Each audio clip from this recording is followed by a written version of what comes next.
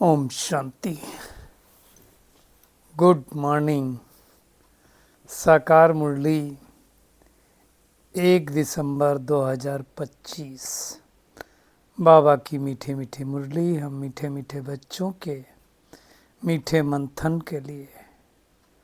मंथन शुरू करने से पहले ज्ञान सूर्य शिव बाबा की लाइट और माइट भरी किरणों के नीचे बैठ जाते हैं और अनुभव करते हैं कि मैं लाइट स्वरूप माइट स्वरूप आत्मा हूँ।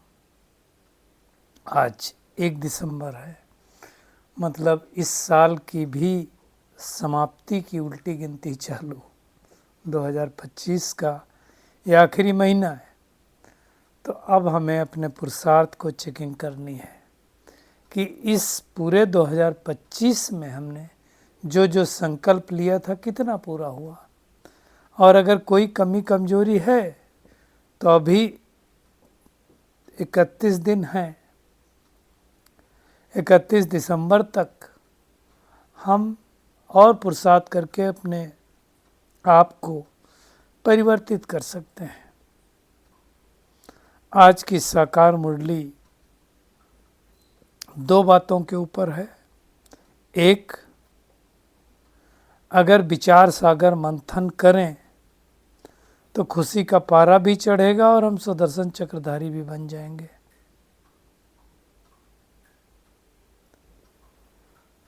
मतलब ये स्मृति में अगर सुदर्शन चक्रधारी है तो खुशी का पारा चढ़ना ही चढ़ना है। और दूसरी बात है, अगर हम पोता मेल रखें अपना तो उन्नति ना हो, ये हो नहीं सकता। पोता मेल रखना मतलब कितने दैवी गुण धारण किए और कितने आसुरी गुण धारण किए हैं, वही तो चेक करना है। तो हमें पता चल जाएगा कि हम कहाँ पर हैं। तो इन दोनों बातों की गहराई में जाएंगे। तीसरी और एक बात है कि कृपा की बात आज बाबा ने की है फिर से, तो उसको भी हम देखेंगे।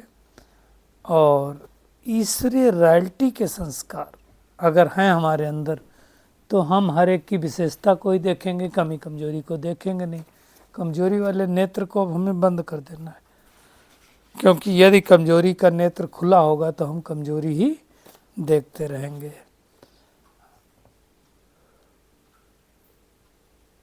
और वरदान की शक्ति परिस्थिति रूपी आग को भी पानी बना दे सकती है। अब नया अव्यक्त इशारा चालू हुआ है 1 दिसंबर से। संपन्न व कर्मातीत बनने की धुन कैसे लगानी है, तो हम शुरुआत करेंगे विचार सागर मंथन करने की। देखो, ये इसका टाइटल है मुरली मंथन, जो आप सब भाई बहनें रोज सुनते हो। देखिए, मुरली तो भगवान की है और उसका कोई दूसरा विकल्प हो नहीं सकता है।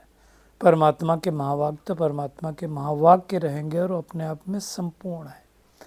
लेकिन हमारी जो बुद्धि की समझ है, उस समझ को उजागर करने के लिए और उसकी गहराई में जाने के लिए, मुरली मंथन के लिए, विचार सागर मंथन करने के लिए परमात्मा बोलता है। बहुत सारे भाई बहनें हैं जो इस मंथन को सुन करके मुरली की गहराई में जाते हैं। बहुत सारे बहनी बहनों के कमेंट्स भी आते हैं। अब इसके द्वारा उन्नति अगर किसी की हो रही है, कोई आत्मा आगे बढ़ रही है, तो हम बधाई देना चाहेंगे और साथ साथ शुक्रिया अदा करना चाहेंगे बाबा का और आप सब आत्माओं का कि जिनकी दुआओं की वजह से, बाबा की ब्लेसिंग की वजह से हम ये कर पा रहे हैं। हमें नहीं आता था, सच में बताएं, हमें विचार सागर मंथन करना नहीं आता था, तो बाबा ने किसी तरह से सिखाया। कैसे सिखाया मुझे नहीं मालूम, और ये तो बस एक्सीडेंटली हम कहेंगे हो गया, क्योंकि एक बहन का आता था मंथन और हम सुनते थे। बाद में आना बंद हो गया, तो ऐसे बात हुई कि करना चाहिए। युगल को कहा, वो नहीं तैयार हुए और हमने किया, और फिर धीरे धीरे फिर बीच में चालू करके बंद भी किया था, लेकिन भाई बहनों ने मैसेज बहुत सारे आने लगे तो किया। इसके द्वारा भी पुण्य का खाता बनता है। आप अगर किसी को फॉरवर्ड करते हैं, दूसरी आत्माओं के ग्रुप में डालते हैं और वो भी मंथन सुन करके अगर उनका भी विचार सागर मंथन चलता है तो आपका पुण्य का खाता अवश्य जमा होता है। खैर, आज बाबा जो कह रहा है विचार सागर मंथन करो, तो दो बातें होंगी। एक तो खुशी का पारा चढ़ जाएगा हमारा, और दूसरा जब हम विचार सागर मंथन करेंगे तो मुरली की डेप्थ में जाएंगे, और जब डेप्थ में जाएंगे तो हम संपूर्ण श्रीमत का अच्छी तरह से पालन कर सकेंगे। बाबा स्पष्ट रूप से कह रहा है विचार सागर मंथन नहीं करते इसलिए खुशी का पारा नहीं चढ़ता है। अब देखो, आदि से लगा करके अंत तक हमको इस ड्रामा का ज्ञान है,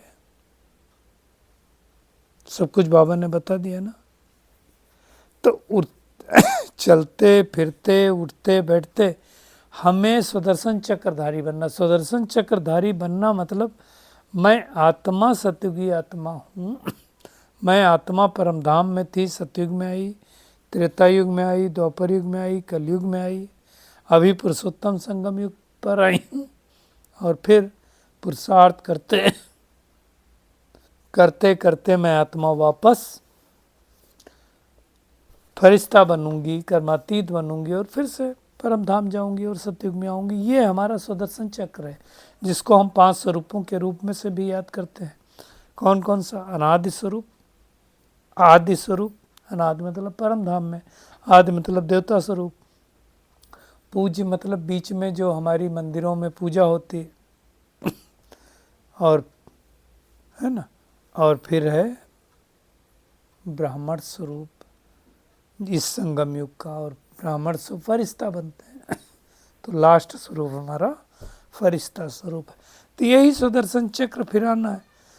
अब बाबा ने कहा किसी का चक्र फिरता है, किसी का नहीं फिरता है। कब नहीं फिरेगा? जब आत्मा के ऊपर बहुत बोझ होगा। आत्मा दबी हुई होगी तो सुदर्शन चक्र नहीं फिरेगा। वो सुदर्शन चक्र नहीं है जो श्री कृष्ण की हाथ में दिखाते हैं और गया किसी का गला काटा। ये वो सुदर्शन चक्र है जो हमारी कमी कमजोरियों का ही गला काटता है। तो सारा ज्ञान तो हमारी बुद्धि में तो है। आदि से मध्य तक, आदि मध्य अंत मन अंत तक सारा ज्ञान बाबा ने दे दिया है ना। साइलेंस होम का भी पता चल गया, स्वीट होम का भी पता चल गया, सब कुछ तो पता चल गया। अब हमें विचार सागर मंथन करना। और देखो बाबा क्या कह रहा है, भले कितने भी शास्त्र आदि वेद पढ़ते रहें, सुनते रहें, कोई फायदा नहीं होगा। फाइनली तो हम उतरती कला में आ रहे हैं ना। तो अब हमें विचार सागर मंथन करके एक चीज़ समझनी है कि अब हमें वापस घर जाना है। पूरे पढ़ाई का लबो लबाब यही है कि अब हमें वापस घर जाना है। आधा कल भक्ति का फल ज्ञान मिला, अब जाके मिला। भक्ति में तो नीचे उतरते हैं, तो खुशी होनी चाहिए कि हमको घर जा रहे हैं। क्या लगता है आपको कि हम परम धाम जाने की, घर जाने की खुशी है? जिन जिन भाई बहनों को लगता है वो अवश्य कमेंट करके बताएंगे कि हाँ मुझे घर जाने की खुशी है। जैसे दुनिया में कहीं बाहर आप यात्रा पर जाएं और फिर वापस आएं तो घर पहुंचने की खुशी होती ना। यहाँ फिर खुशी कि हमें भगवान पढ़ा रहा है और पढ़ा करके हमें कलयुग से यानी नरकवासी से स्वर्गवासी बना रहा है।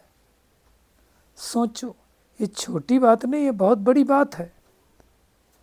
तो ये खुशी हमको रहनी चाहिए कि कैसे हम नरकवासी से हम स्वर्गवासी बन रहे हैं। दूसरी बात बाबा कहता है पोता मेल रखने की। अब पोता मेल रखना माना क्या हुआ कि सारे दिन में हमने दैवी कर्म कितने किए और दैवी कर्म का उल्टा आसुरी कर्म कितने हुए। तो अब ये कैसे पता चलेगा? रजिस्टर रखना है तब तो। अब देखो, बनना तो हमको देवता है, तो देवता बनना है तो देवता के गुण धारण करने पड़ेंगे कि नहीं धारण करने पड़ेंगे, है ना। लक्ष्मी नारायण अगर देवी देवता बने तो कैसे बने, जरूर पुरुषोत्तम संगम युग पर मेहनत की होगी ना। आप देखो लक्ष्मी नारायण के चित्र के ऊपर भी शिव बाबा के चित्र दिखाया हुआ है। क्यों दिखाया है, इसीलिए कि शिव बाबा प्रजापिता ब्रह्मा द्वारा ये हमें ज्ञान दे रहे हैं, ज्ञान दे करके ऐसा बना रहे हैं, है ना।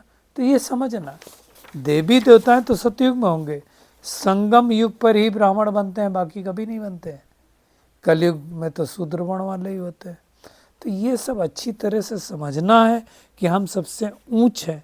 तो उसके लिए बाबा कह रहा है पोता में रखो, चेक करो कि हमारे अंदर कोई आसुरी गुण अवगुण तो नहीं है।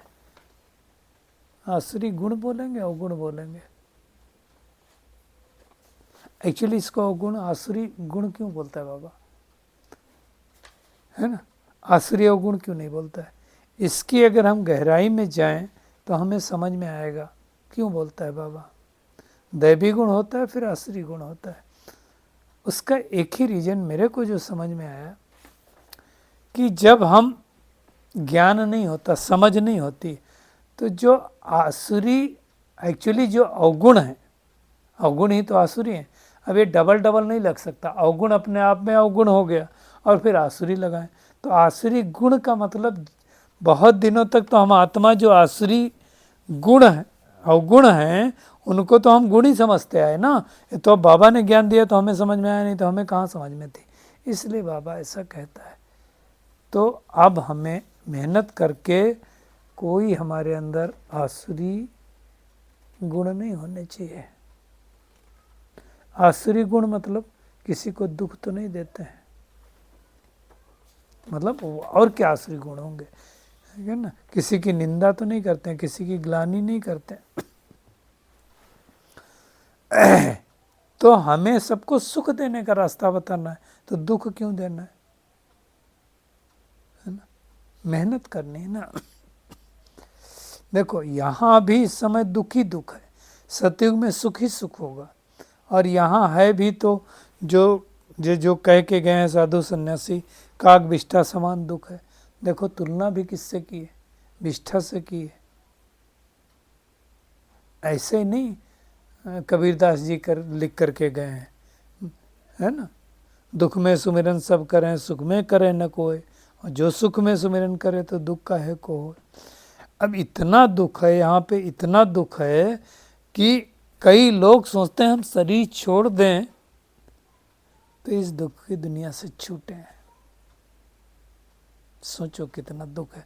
मतलब जो आज आत्महत्या कर रहे हैं लोग, सुसाइड कर रहे हैं, दुखी हो करके तो कर रहे हैं, सुख हो करके तो नहीं करेंगे ना। मैं आपको बताऊं, कल मैं कन्वोकेशन में गया था। अभी मुझे बताते हुए हर्ष हो रहा है कि आप सबको शायद पहले भी बताया कि ऑटिज्म और ADHD, attention deficit hypertension disorder को बोलते हैं ADHD। और ऑटिज्म एक ऐसी बीमारी है जिसमें बच्चा बचपन से ही, बचपन मतलब पैदा होने के बाद बहुत सारे रीजन्स होते हैं जिनकी वजह से ऑटिज्म का शिकार होता है। और वो बच्चा नॉर्मल चाइल्ड नहीं कहा जाता है, एबनॉर्मल कहा जाता है, एबनॉर्मल बिहेवियर करता है। तो उसके ऊपर एक कोर्स था, वो हमने किया, तो उसका कल कन्वोकेशन था तो उसमें मैं गया था। मैं ये बताना चाहता हूँ कि अब ये बीमारी क्यूरेबल है, खाली नेचुरल तरीके से ये ठीक हो सकती है। तो यदि आपके पास कोई बच्चा ऐसा है, होंगे तो, क्योंकि इस समय लगभग पूरे विश्व में देखा जाए तो लाखों बच्चे हैं, 5 करोड़ बच्चे हैं करीब। तो कोई बच्चा आपके आसपास है तो आप बताएं हमें, फ्री ऑफ कास्ट उसका ट्रीटमेंट है, खाली प्रोटोकॉल है, कुछ उसको फॉलो करना पड़ेगा। तो मैं ये बताना चाहता हूँ कि वहाँ पर कुछ पेरेंट्स थे, जिन पेरेंट्स के बच्चे पहले नहीं ठीक से मतलब ऑटिज्म का शिकार हो गए थे, ADHD का शिकार हो गए थे, वो बच्चे अब जब ठीक हो रहे हैं या ठीक हो गए हैं तो उनके माँ बाप के चेहरे पर वो चमक देखते बनती थी, है ना। तो और कितना दुखी थे, अब ये तो उनको सुनने के बाद ही लग रहा था। तो अब सोचो भगवान क्या कहता है कि लोग सोचते हैं हम कहाँ शरीर छोड़ें, कहाँ मरें तो दुख की दुनिया से छूटें। कभी ऐसा संकल्प नहीं आना चाहिए। तो दुख की कोई कमी नहीं, पारंपार अपरंपार दुख कहेंगे है। तो अब हमें सबको सुख देने का काम करना है। सोचो भगवान हमें स्वर्गवासी बनाने आया है, सुख देने आया है, तो कितना गदगद होना चाहिए। बस ध्यान रहे हमारे द्वारा किसी को दुख न हो, किसी के द्वारा तकलीफ न हो, हर आत्मा को हमारे द्वारा सुख मिले, शांति मिले, हर आत्मा को मेरे द्वारा ज्ञान मिले, हर आत्मा स्वस्थ रहे। यही तो संकल्प होना चाहिए, यही तो चेकिंग है अपनी। और क्या चेकिंग है? जैसे स्टूडेंट लोग चेकिंग करते हैं वैसे हमें चेकिंग करनी है ना। हमको तो पता है ना कितनी दूर से भगवान आया हमको पढ़ाने, दुनिया में किसी को नहीं मालूम। गाते हैं दूर देश का रहने वाला आया देश पर आए, कौन से दूर देश से आया नहीं मालूम। विद्वान हो पंडित हो कुछ नहीं समझते। हमको पता है कि दूर देश मतलब परमधाम से भगवान इस सृष्टि पर पढ़ाने के लिए आया ना। ये दुनिया में नहीं पता, हमें पता है। भगवान हमें ज्ञान दे रहा है, समझ दे रहा है। ज्ञान और विज्ञान की भी आज बाबा ने बात की है। आज बाबा ने ज्ञान का अर्थ तो समझ पहले भी बताया, और विज्ञान का मतलब सब कुछ भूल जाना। एक बार बाबा ने विज्ञान का मतलब दूसरा ज्ञान भी बताया था, परमधाम का ज्ञान। तो बाबा अलग अलग रीत से हमें सब समझा रहा है। तो हमें अच्छी तरह से समझकर पुरुषार्थ करना है। कुल मिलाकर के किसी को हमें हमारे द्वारा दुख न हो। भगवान देखो क्या कह रहा है, मीठे बच्चों मैं इस सृष्टि पर आया हूँ तुम्हें पवित्र बनाने। तुम्हें राइट रॉन्ग की, अच्छा बुरा सोचने की बुद्धि मिली, तो अब तुम्हें अच्छे कर्म करने हैं। देखो स्वर्गवासी जितने देवी देवता हैं सबके अंदर दैवी गुण है, नरकवासी में जितने हैं सबके अंदर अवगुण है। क्यों? क्योंकि रावण राज्य है, दुनिया में नहीं मालूम, जलाते भी हैं लेकिन पता नहीं, है ना। बाबा ने कहा तुम जानते हो कि सारी दुनिया में कौन है, उसका नाम लेने की जरूरत नहीं है। तो अब हमें वापस सर्वगुण संपन्न बनने की मेहनत करनी है। और भगवान कहता है ये भक्तों को सुनाओ। मंदिरों में जाकर मिलेंगे उनको जल्दी समझ में आएगा। बाकी ऐसे वैसे आदमियों से हमें माथा नहीं मारना है। नब्ज देख करके, पहले भी कहा देश काल बोलते हैं ना, देशे काले च पात्रे, देश काल पात्र स्थान स्थिति परिस्थिति देख करके हमें ज्ञान देना है। जैसे डॉक्टर लोग आजकल तो नहीं होता है, नब्ज देख करके आजकल कोई जान ही नहीं पाता है, तो सारी टेस्टिंग करवा लेते हैं, है ना। सारा पैसा टेस्टिंग में जा रहा है। अरे भाई क्यों, तुम डॉक्टर हो तो तुमको पता होना चाहिए। और मैं तो कहता हूँ जो पद्धति अभी हमने सीखी है नेचुरोपैथ की, नेचर क्योर की, है ना, उसमें ये पता चलता है देख करके भी कि कैसे क्या रोग है।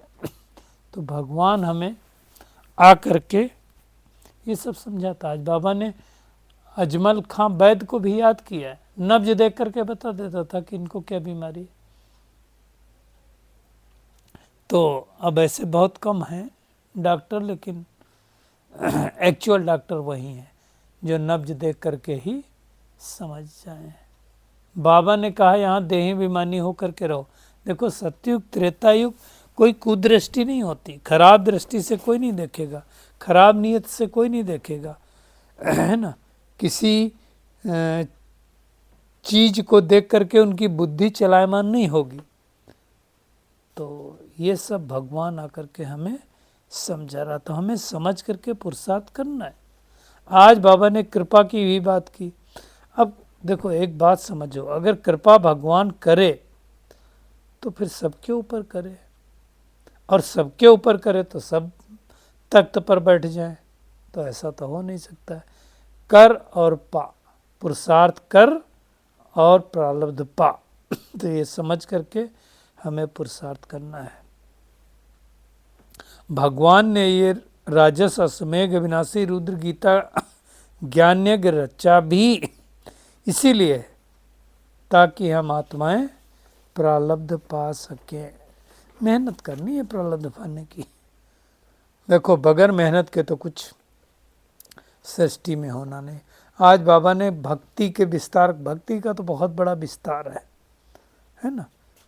उस विस्तार में क्या जानना है। आप सोचो, शालिग्राम बनाते हैं शिवलिंग के साथ, गुड्डे गुड़ियाँ बनाते हैं और बाद में डुबो देते हैं तो ये सब में हमें जाना नहीं है। वहाँ तो खर्चा ही खर्चा है, यहाँ कोई खर्चा नहीं।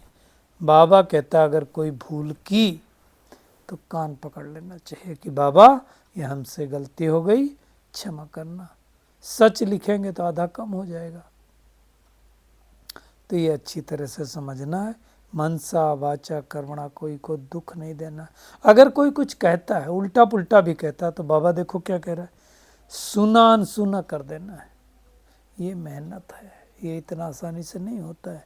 ये मेहनत हम सबको करनी है।